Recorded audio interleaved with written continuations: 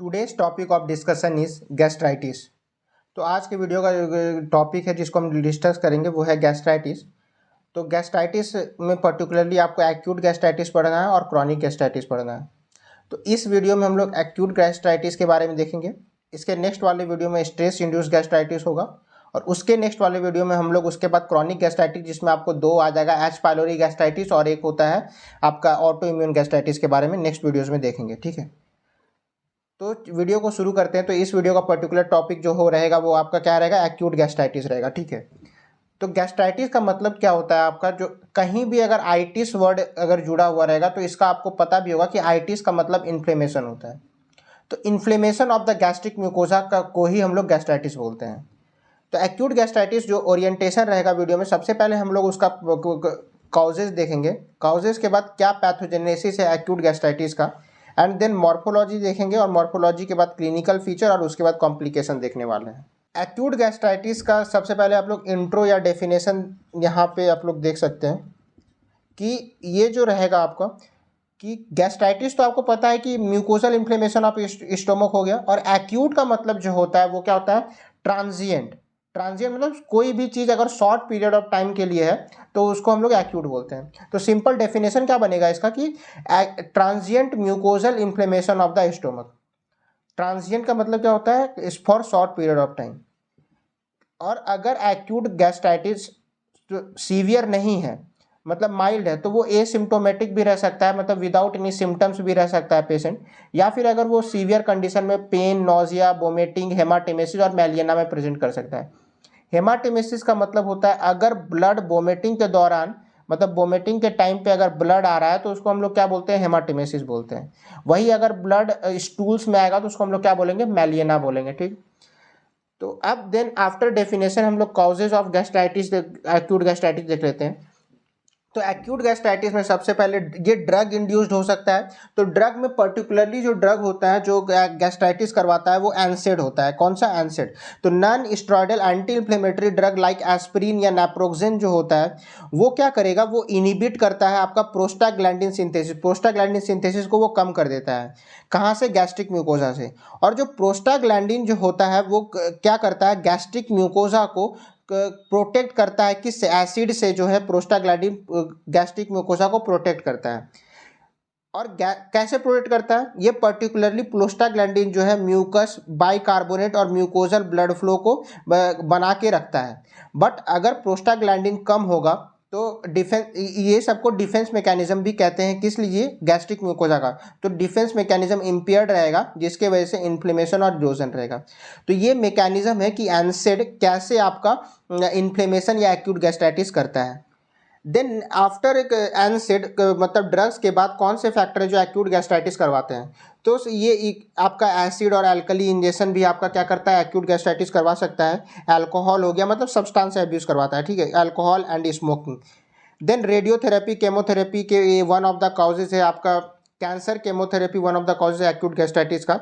After that ischaemia जो है, अगर ब्लड फ्लो कम होगा तो भी आपका एक्यूट गैस्ट्राइटिस हो सकता है। और लास्ट वाला जो ये 6 नंबर का है, ये आपका सेप्टिस, ट्रॉमा, बर्न्स, इंट्राक्रेनियल लेजन्स, ये जो है ये पर्टिकुलरली जो है आपका स्ट्रेस इंड्यूस्ड गैस्ट्राइटिस करवाता है। ठीक है, स्ट्रेस इंड्यूस्ड गैस्ट्राइटिस करवाता है। इसको हम लोग पर्टिकुलरली नेक्स्ट वीडियो में देखेंगे अलग से, क्योंकि एक सेपरेट टॉपिक है। ठीक है, तो स्मोकिंग हो गया। तो दीज आर द काउजेज, आप चाहें तो इसका स्क्रीनशॉट ले सकते हैं।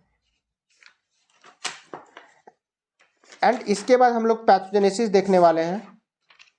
तो ये रहा आपका एक्यूट गैस्ट्राइटिस का पैथोजेनेसिस।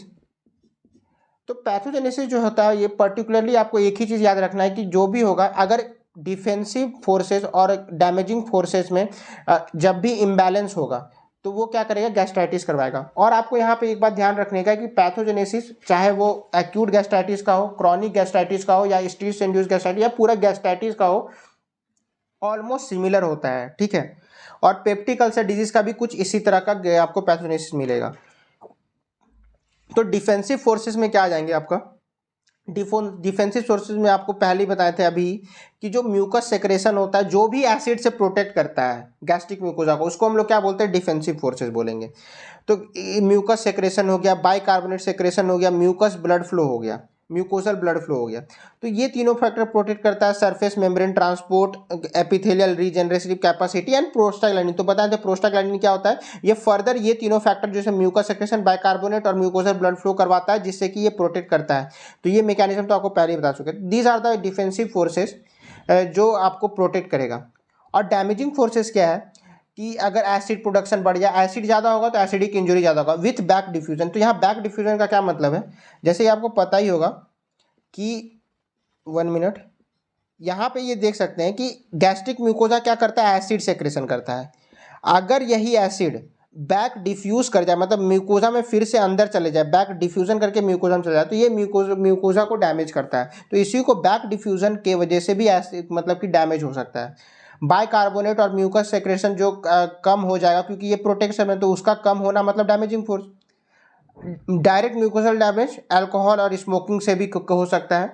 और क्रॉनिक यूज ऑफ एनसेड, तो ये तो पहले बताए थे कि प्रोस्टाग्लैंडिन साइटोप्रोटेक्शन प्रोटेक्टिव एक्शन होता है किसके लिए, आपका गैस्ट्रिक म्यूकोजा के लिए। बट अगर एनसेड यूज कीजिएगा तो इसका इनिबिशन होगा पीजी और वो एक्यूट गैस्ट्राइटिस कर सकता है। तो अगर डैमेजिंग फोर्स आपका ज़्यादा हो, डैमेजिंग फोर्स क्या हो, ज़्यादा हो, और डिफेंसिव कम हो, ये डिफेंसिव हो गया, ओ सॉरी इधर पढ़ाना था डैमेजिंग, तो कोई ना बात नहीं। तो अगर जब भी डैमेजिंग फोर्स ज़्यादा होगा, मतलब डैमेजिंग फोर्स अगर ज़्यादा होगा, तब आपका क्या होगा, गैस्ट्राइटिस हो सकता है, ठीक है। तो आप देख सकते हैं। देन अगेन इसके बाद पैथोजेनेसिस के बाद हम लोग मॉर्फोलॉजी देख लेते हैं। तो मॉर्फोलॉजी में सबसे पहले ग्रॉस मॉर्फोलॉजी देखेंगे एंड ग्रॉस के बाद हम लोग माइक्रोस्कोपी देखेंगे। तो ग्रॉस में अगर जो गैस्ट्राइटिस है अगर वो माइल्ड रहा तो वहाँ पे कोई सिग्निफिकेंट चेंजेस नहीं मिलेगा, बट गैस्ट्राइटिस की वजह से ईडिमा देखने को मिलेगा। तो गैस्ट्राइटिस कोई भी सिग्निफिकेंट, माइल्ड एक्यूट गैस्ट्राइटिस का कोई भी सिग्निफिकेंट चेंजेस नहीं होता है, सिर्फ माइल्ड एडिमा देखने को मिलेगा और कुछ वेस्कुलर चेंजेस देखने को मिलेगा, ठीक है। देन अगर वही गैस्ट्राइटिस अगर सीवियर रहा तो वहाँ पे आपको म्यूकोजल डैमेज मिलेगा, इरोजन देखने को मिलेगा एंड हैमरेज देखने को मिलेगा। तो इरोजन और हैमरेज, तो आपको दो टर्म यहाँ पे याद होना चाहिए जो एमसीक्यू में पूछता है, क्योंकि ये टर्म जो सीवियर एक्यूट गैस्ट्राइटिस का एक और टर्म होता है आपका एक्यूट इरोजिव हैमरेजिव गैस्ट्राइटिस, ये आप याद रखिएगा, जिसमें आपको दो टर्म आ गया, इरोजन और हैमरेज। तो आपको ग्रॉस में याद रखना है कि अगर माइल्ड एक्यूट गैस्ट्राइटिस हुआ तो कोई भी सिग्निफिकेंट चेंजेस नहीं होगा, बट अगर सीवियर एक्यूट गैस्ट्राइटिस हुआ तो वहाँ पे म्यूकोजल डैमेज, इरोजन और हैमरेज आएगा। देन आफ्टर ग्रॉस हम लोग माइक्रोस्कोपी देख लेते हैं। तो माइक्रोस्कोपी में जो पर्टिकुलर आपका इन्फ्लेमेशन का जो फाइंडिंग होता है वही मिलेगा। जैसे कहीं भी इन्फ्लेमेशन होता है तो आपका न्यूट्रोफिल का कॉन्सेंट्रेशन, मतलब वहाँ पे न्यूट्रोफिल का इन्फिल्ट्रेशन हो जाता है, न्यूट्रोफिल इंक्रीज कर जाता है। तो उसी तरह क्योंकि गैस्ट्राइटिस भी एक तरह का इन्फ्लेमेशन ही है, तो वहाँ पे आपको न्यूट्रोफिलिक इन्फिल्ट्रेशन देखने को मिलेगा एंड इरोजन देखने को मिलेगा। इरोजन मतलब क्या है, यहाँ पे सुपरफिशियल एपिथेलियल स्लॉपिंग, मतलब जो एपिथेलियल है, जो इन्फ्लेमेशन के बाद जो गैस्ट्रिक म्यूकोजा में जो डेड सेल होंगे, डेड एपिथेलियम सेल होंगे, उसका स्लॉपिंग होगा, शेडिंग होगा, या फिर रिमूवल बोल सकते हैं, वहाँ पे शेड करेगा, ठीक है। तो स्लॉपिंग ऑफ एपिथेलियल सेल्स, तो उसको हम लोग इरोजन बोलेंगे यहाँ पे। और फिब्रिनस लुमिनल एक्सुडेट भी देखने को मिलेगा। तो these are the 3 features of the microscopy. अब माइक्रोस्कोपी देखने के बाद हम लोग क्लिनिकल फीचर्स देख लेते हैं और क्लिनिकल फीचर्स के बाद कॉम्प्लिकेशन देख लेंगे और ये वीडियो यहाँ पे खत्म हो जाएगा। तो आफ्टर मॉर्फोलॉजी हम लोग क्लिनिकल फीचर देख लेते हैं। तो क्लिनिकल फीचर में आपको क्या मिलेगा, क्लिनिकल फीचर में आपको एपीगैस्ट्रिक बर्न देखने को मिलेगा। क्या मिलेगा, एपीगैस्ट्रिक बर्निंग, जिसको हम लोग एपीगैस्ट्रिक बर्निंग पेन भी बोलते हैं। इसको क्या बोलते हैं हम लोग, एपीगैस्ट्रिक, एक मिनट, एपीगैस्ट्रिक पेन, जिसको बर्निंग टाइप होता है, एक तरह का ये बर्निंग पेन होता है। तो यही जो एपीगैस्ट्रिक बर्निंग पेन होता है ना, इसी को हम लोग नॉइंग भी बोलते हैं। क्या बोलते हैं, नॉइंग भी बोलते हैं। तो ऐसे अगर टर्म आपको कहीं एग्जाम में देखने को मिल जाए, नॉइंग क्या होता है, तो वो उसके लिए आपको घबराना नहीं है। नॉइंग कुछ नहीं है, वही एपीगैस्ट्रिक बर्निंग पेन जो होता है उसी को बोलते हैं। देन नोजिया वोमिटिंग देखने को मिलता है, और खाने के बाद मतलब फूड के बाद आपका पेन जो होता है वो बढ़ भी सकता है, इंप्रूव भी कर, मतलब अच्छा भी हो सकता है, मतलब पेन कम भी हो सकता है, या फिर वर्स हो सकता है, मतलब कि बढ़ भी सकता है। तो फूड के बाद मतलब खाना खाने के बाद एक्यूट गैस्ट्राइटिस के केस में आपका पेन इंप्रूव भी कर सकता है, मतलब पेन कम भी हो सकता है और वर्स भी हो सकता है, मतलब पेन बढ़ भी सकता है। तो सिंपल आपको 3 चीज़ याद रखना है। यहाँ पे एपीगैस्ट्रिक पेन देखने को मिलेगा, जो भी पेशेंट आएगा उसमें आपको एपीगैस्ट्रिक पेन देखने को मिलेगा, नोजिया, वोमिटिंग और पेन मिलेगा ईटिंग के बाद, ठीक है। कॉम्प्लिकेशन में आपको पर्टिकुलरली याद रखना है, क्योंकि ये आपका जो